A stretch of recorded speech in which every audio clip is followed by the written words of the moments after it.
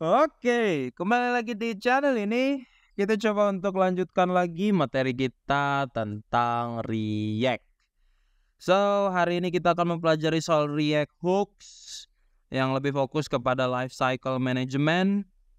Ini konsepnya sama kayak di kelas komponen yang kemarin kita udah pelajarin. Dan untuk fungsinya pun sama, ada mounting, updating, dan unmounting, dan lain-lain lah ya. Nah, sebelumnya kita harus mempelajari apa itu React Hooks gitu ya.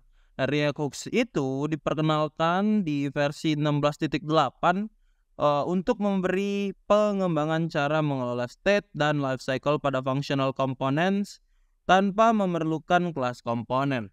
Jadi untuk programmer React sekarang tuh udah jarang banget menggunakan kelas komponen dan semuanya itu menggunakan functional. Kenapa? Karena fungsional pertama itu lebih simpel lah ya. Fungsi dan kodenya tuh lebih simpel daripada kelas komponen. And then Hooks menyediakan API yang lebih sederhana dan modular untuk menangani logic lifecycle komponen. Seperti pemasangan atau mounting, pembaruan atau updating, dan penghapusan atau unmounting di dalam kelas komponen. Ya, sekarang keuntungan untuk menggunakan Hooks itu yang pertama, kita tidak perlu lagi menggunakan kelas atau kelas komponen atau kelas gitu ya untuk mengambil ini ya apa ya namanya, inheritance dari React kita. Kita tinggal cukup menggunakan fungsi dan kita menggunakan hooks ya. Di dalam hooks itulah nanti kita bisa menggunakan konsep yang sama seperti di dalam kelas. Yang kedua, logikanya itu lebih terpisah dan bersih. Jadi kita bisa banyak membuat library atau komponen-komponen tersendiri gitu ya. Ya kalau di kelas kan nggak bisa. Terus yang ketiga itu dapat mengatur state dan efek samping dengan lebih fleksibel. Oke, kita lanjut.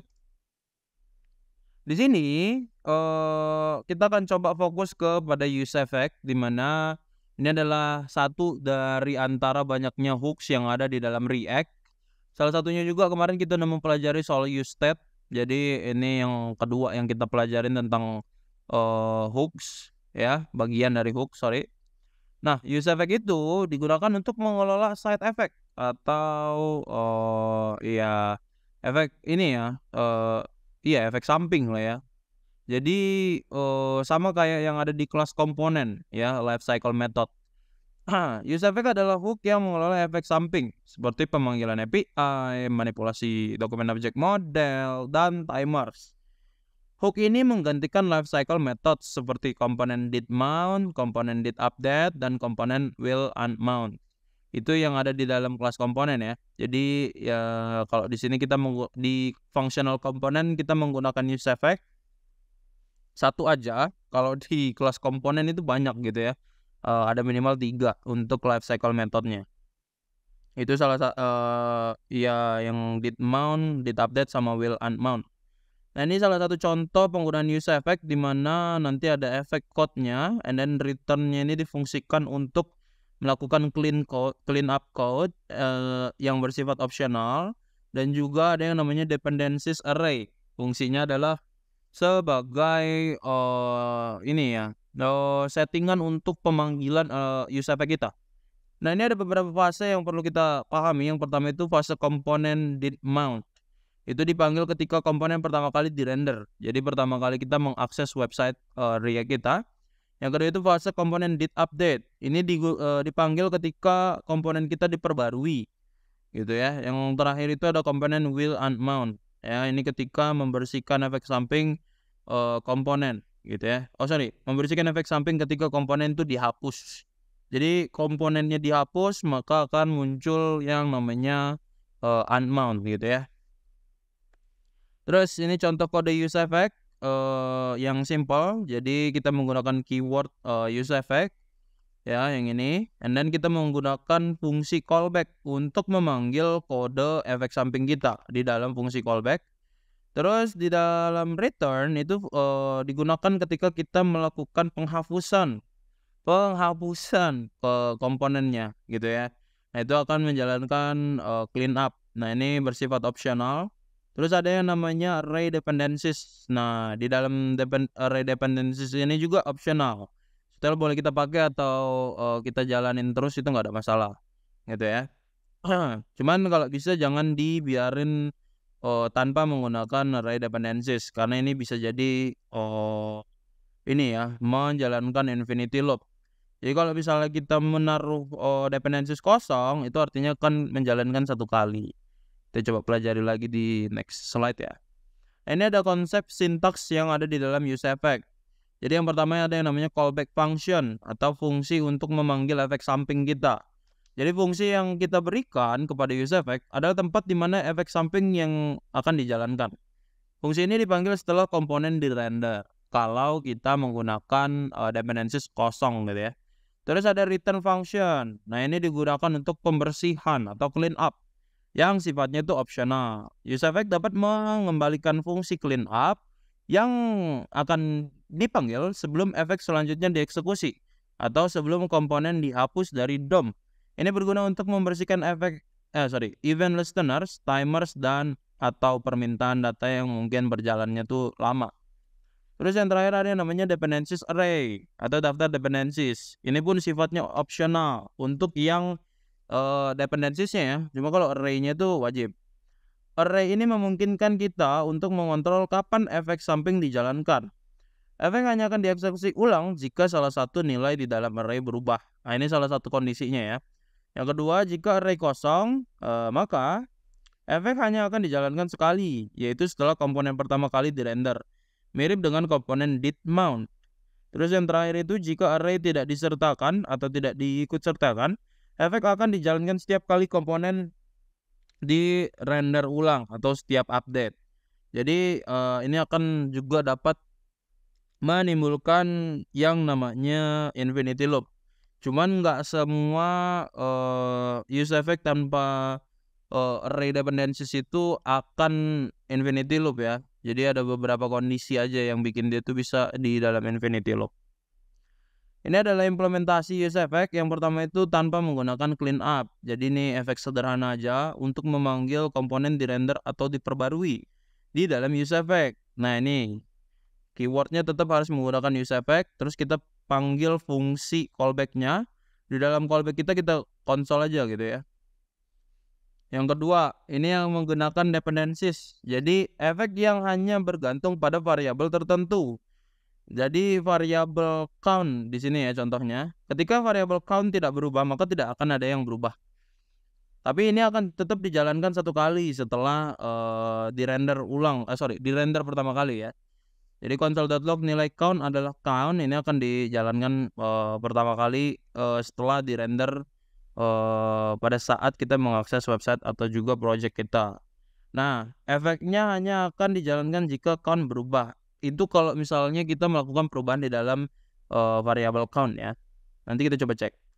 Terus yang ketiga efek dengan clean up. Jadi di sini itu dilakukannya pembersihan setelah unmount. Jadi tetap menggunakan use effect. Di sini kita buat satu fungsi timer menggunakan set interval. Jadi setelah menggunakan set interval, kita bisa clear interval di dalam return yang fungsinya adalah untuk membersihkan interval saat komponen itu dihapus ya. Jadi seperti itu untuk yang menggunakan timer. Terus juga kita jalankannya satu kali aja dengan menggunakan array kosong karena artinya adalah efek hanya akan dijalankan satu kali setelah render pertama. Nanti kita coba cek ya. Terus ada fetching data dengan use effect. Jadi kita juga bisa melakukan pengambilan data dari use effect lah. Karena ketika kita ingin fetching data itu bisa di dalam use effect kayak gitu. And then ya ini caranya menggunakan const fetch data ya, ini 6 variabel aja. Terus kita di sini menggunakan konsep asynchronous ya. Dimana di sini ada keyword async, terus kita taruh dia di dalam satu variabel namanya respond. Kita tunggu untuk nge-fetch data yang ini, and then kita ambil dia dalam bentuk JSON gitu ya. Responnya itu dalam berupa JSON apa ya? JSON text gitu lah ya. Terus nanti fetch-nya itu tetap kita panggil di dalam use effect kita ya. Karena yang menjalankan side effect itu hanya use effect. Kayak gitu. Nah, ini kita menggunakan array dependencies kosong yang artinya adalah ini hanya akan dijalankan satu kali setelah render pertama. Lanjut, kapan sih use effect itu akan dijalankan? Jadi, saya coba jelasin ulang. Jadi yang pertama itu adalah saat komponen pertama kali dirender tadi ya. Jika kita tidak memberikan array dependencies, maka use effect akan dijalankan setiap kali komponen dirender ulang. Ingat, setiap kali komponen itu dirender ulang ya. Jika kita memberikan array dependencies kosong, maka use effect hanya akan membaca bahwa ini akan dijalankan satu kali setelah render pertama kali. Nah, yang kedua itu adalah saat salah satu dependencies berubah.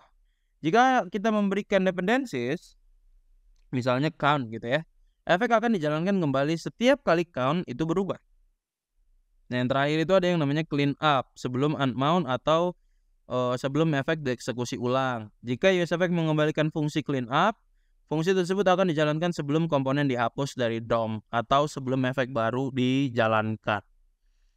Oke, nah di sini ada beberapa jenis-jenis set effect yang digunakan untuk use effect. Yang pertama data fetching, fungsinya untuk mengambil data dari API atau sumber eksternal kita yang lain. Yang kedua mengubah DOM secara langsung, misalnya kita mau mengubah judul halaman dengan dokumen .title.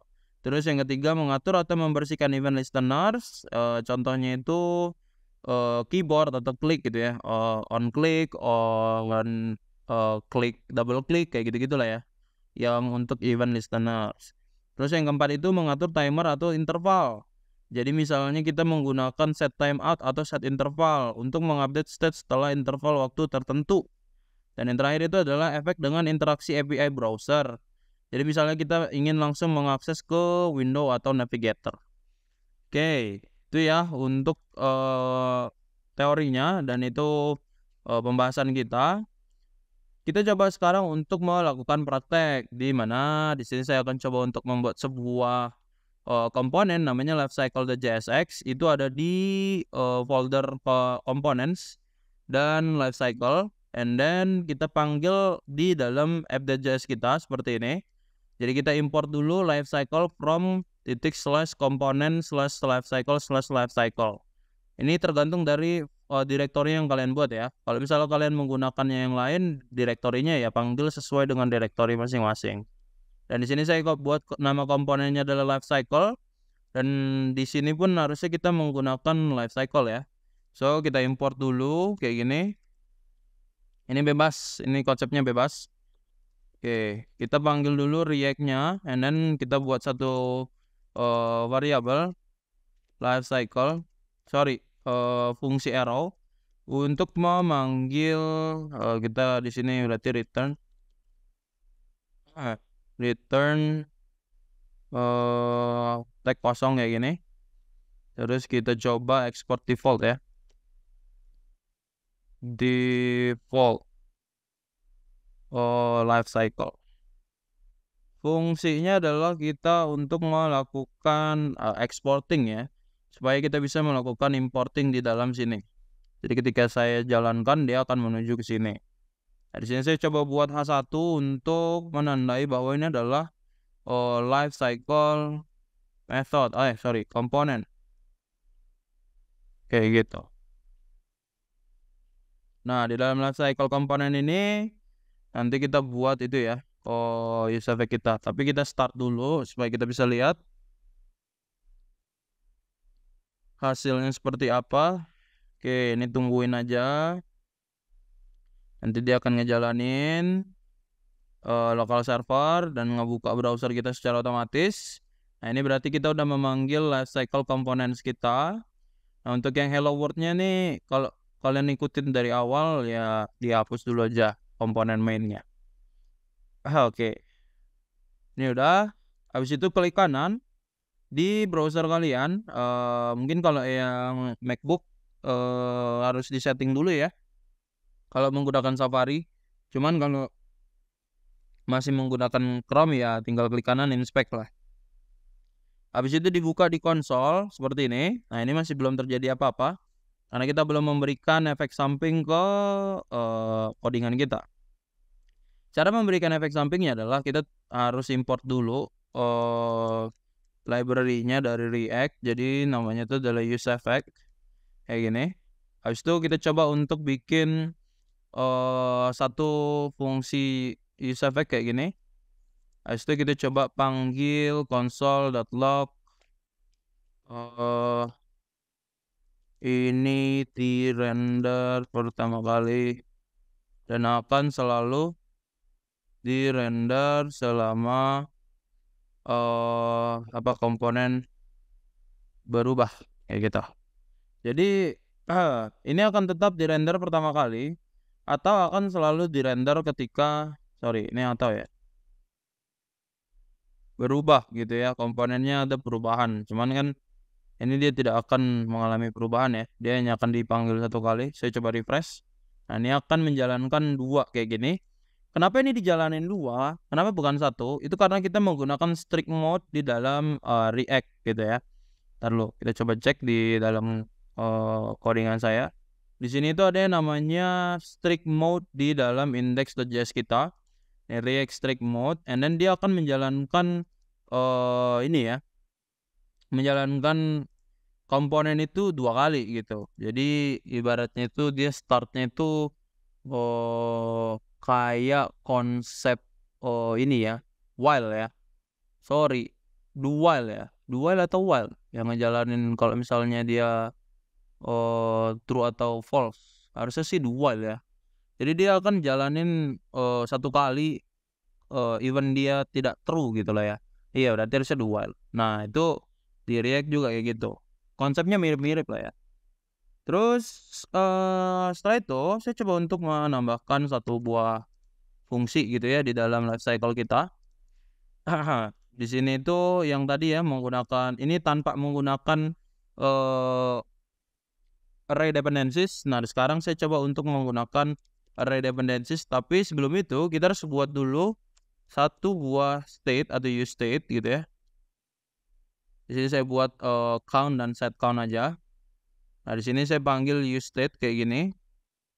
Terus kita inisialisasi dia adalah integer ya. Jadi number kita inisialisasinya di sini. Terus jangan lupa untuk dipanggil di dalam React kita. Terus di sini baru kita panggil useEffect kayak gini. Nah, misal di sini kita set count ini +1 gitu ya. Count +1. Tapi kita pakai array kosong kayak gitu. So nanti dia akan kita coba untuk cek dulu di dalam web kita. Kita coba refresh. Oke, ini belum ada apa-apanya ya. Iya dong, karena kita belum taruh ininya ya. Kita belum panggil gitu. Nah, di sini saya coba panggil div. Di dalam div ini saya coba untuk bikin di situ dikasih tahu H2, terus di sini saya bikin button gitu ya. Dan di dalam button ini click me gitu ya. Di sini saya coba pakai event listener on click, terus saya coba panggil di set count kayak gini. Sebentar. Oke, di sini saya coba console.log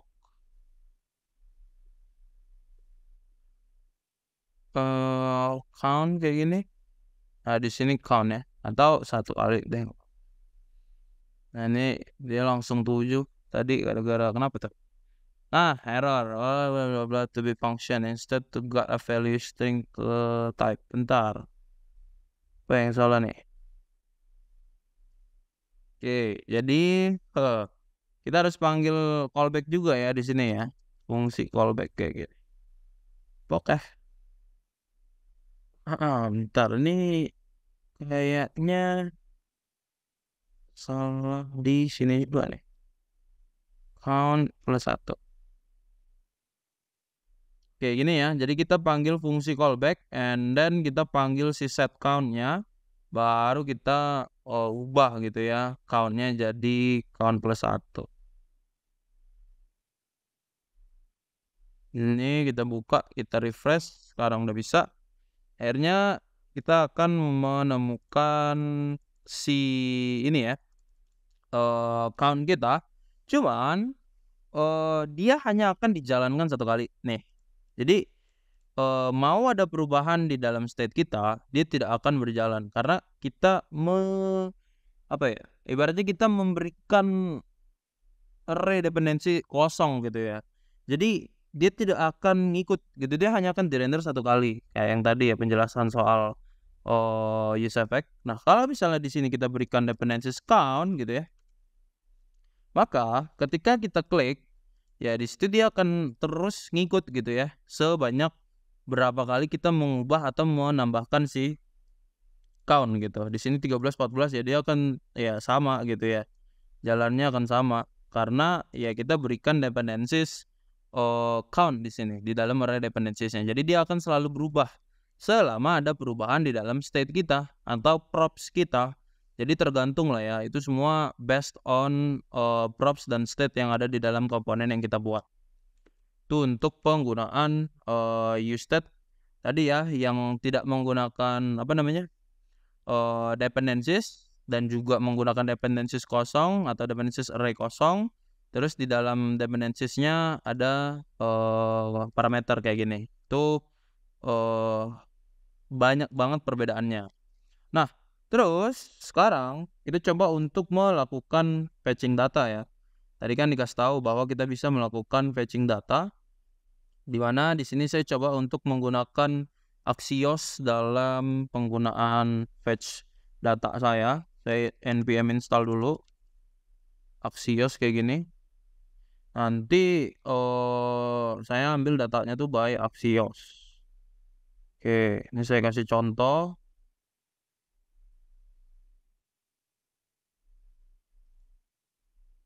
Oke, di sini kita udah install ya untuk yang Axios. And then saya sediakan satu ini ya API untuk kita bisa akses. Di sini saya copy aja API-nya. Nah, berarti ini kayak gini. Oke, saya coba hapus dulu.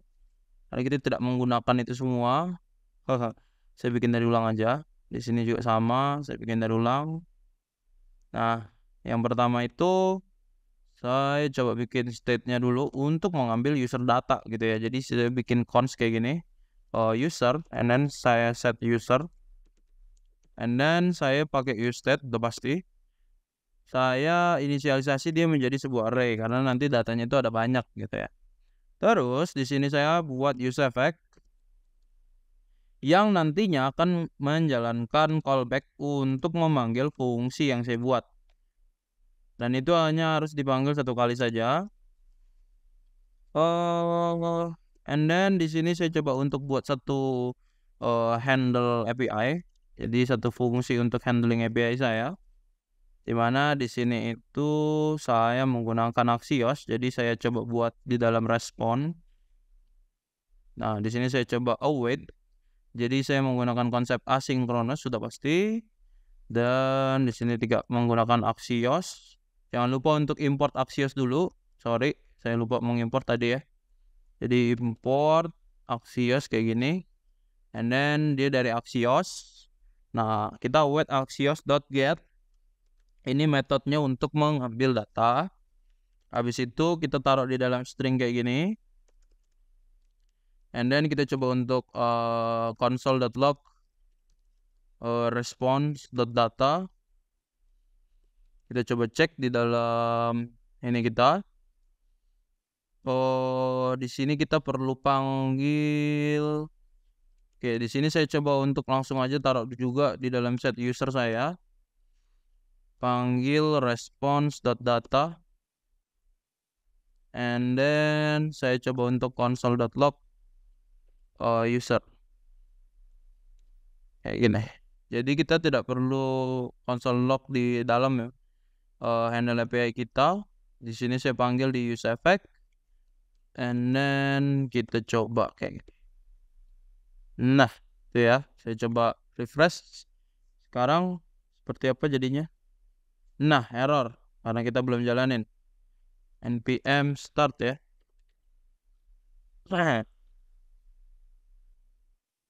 Oke, tunggu dulu. Nanti dia akan menjalankan webpack untuk menjalankan dari kita. Kita buka di dalam sini, kita cek di konsol. Nah, ini udah jadi ya. Udah jalan ya. Jadi data kita sekarang udah dapat semua tuh. Nah, ini dia. Jadi kita jalanin dia di side effect ya, menggunakan use effect. Terus kita bisa mapping nih nilai daripada user karena dia adalah array. Cara mappingnya adalah kita gunakan method map untuk mapping array kayak gini. Sama ya, menggunakan apa namanya, konsep callback. Jadi kita panggil fungsinya tuh tetap di dalam callback. Terus di sini saya coba bikin UL gitu ya. Nah, di dalam UL ini saya bisa panggil key untuk mengambil indeksnya aja biar dia bisa di-reload lah ya. Nah, di sini ada data dan juga indeks sebagai parameter. Nah, indeks di sini saya taruh di dalam key-nya. Dia akan starting dari 0 itu udah pasti. Terus li-nya baru saya panggil data.name. Ya gini. Karena di dalam data tadi itu ada name-nya ya. Nih, name. Jadi kita panggil name-nya. Mana tadi name? Dulu. Oh, hilang. Wait. Nah, nih, name. Di sini dia, ini dia name ya. Nah, nanti dia akan muncul tuh semuanya tuh. Ya. Wih, ini dia nggak jadi OLUL nih. Oke, kalau misalnya saya bikin div aja bisa nggak? Div, terus di sini saya bikin div. Nah, kayak gitu ya. Oke, sama aja. Terus misal saya mau panggil ini ya, misal saya juga mau panggil dia itu dalam bentuk data titik ada apa aja sih? Saya lupa juga nih. Oke.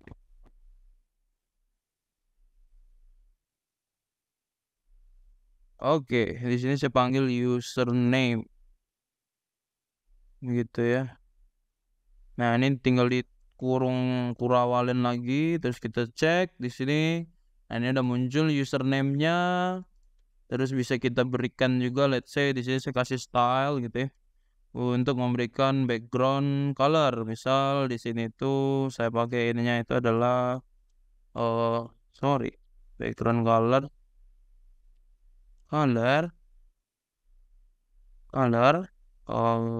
red atau marun kali ya, marun dengan bordernya itu adalah let's say di sini solid 1 pixel solid black gitu. Nah, lah kan dia kepanggil semua karena datanya di dalam satu ya. Berarti kita nggak bisa panggil dia di situ. Salah ya, salah manggil. Kita harusnya panggilnya di dalamnya. Harusnya di sini nih. Nah, ini dia. Nah, kita coba kasih margin. Terus marginnya kita kasih 20. Jadi harusnya ini dia. Oke. Jadi ini adalah data-data yang muncul karena kita panggil menggunakan side effect ya atau use effect. Username kayak gini.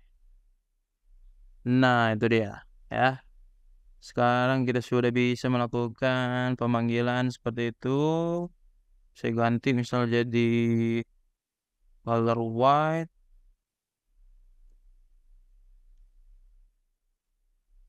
Nah, nanti dia kelihatan kayak gitu. Jadi mungkin itu aja kali ya untuk penggunaan use effect kita.